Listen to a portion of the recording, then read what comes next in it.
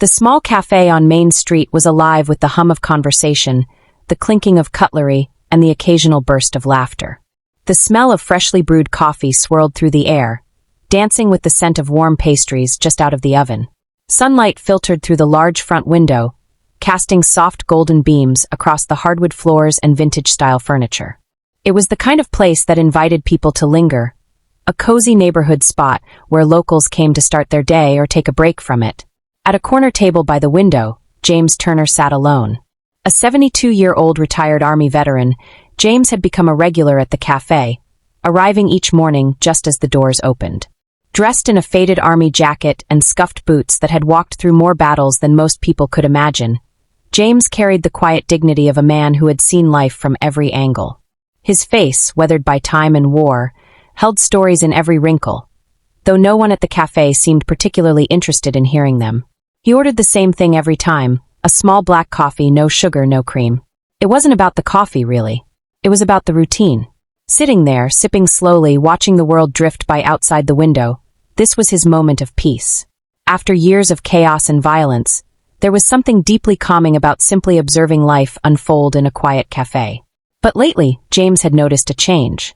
The warmth that had once greeted him seemed to have cooled. The baristas no longer smiled when they saw him.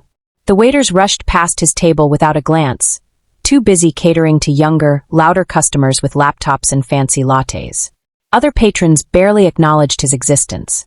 Some even looked away when their eyes met his, as if the sight of an old man with a military patch on his jacket made them uncomfortable. That morning was no different. James had been sitting for nearly 20 minutes, his hands wrapped around the empty coffee mug he'd brought from home out of habit. No one had approached him. A young waiter breezed past his table to take an order from a suited businessman seated just behind James. James raised a hand politely. "Excuse me, son. Could I get a coffee, please?" His voice was steady, with a quiet strength. The waiter barely glanced at him. "I'll be right with you," he mumbled, but never returned. James sighed, adjusting the worn cap on his head. He wasn't expecting special treatment. He didn't need anyone to stand and salute him. But a bit of courtesy, was that too much to ask?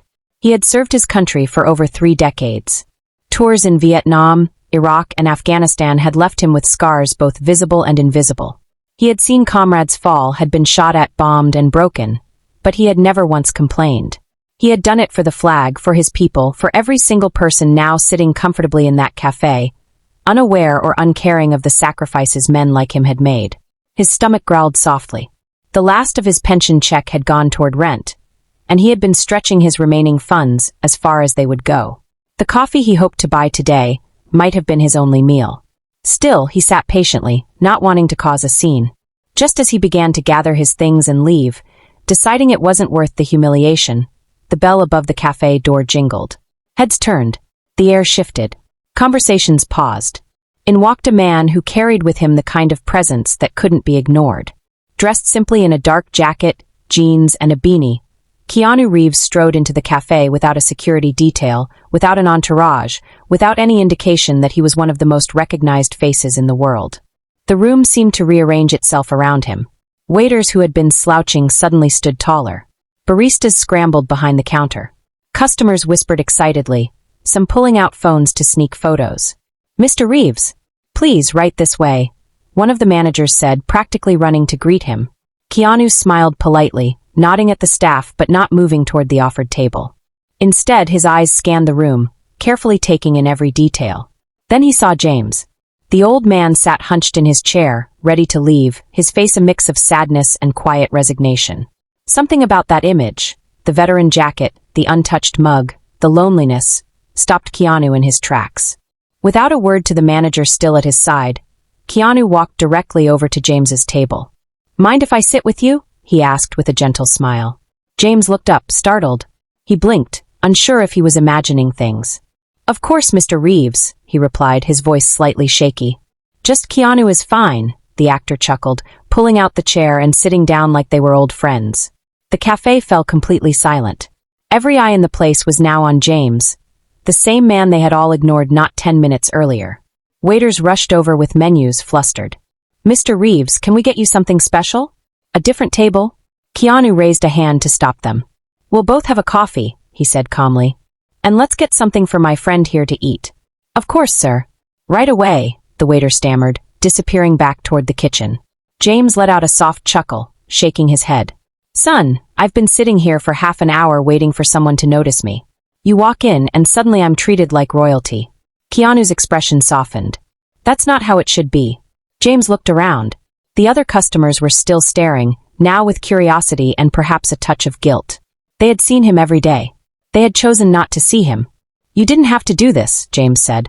I wanted to, Keanu replied. You deserve respect. Not just because I'm sitting here, but every day. And they talked. For nearly an hour, the two men sat at that little corner table, sipping coffee and sharing stories. James spoke of his time in the army, the people he had served with, the places he'd been, the moments that had broken him and the ones that had made him stronger.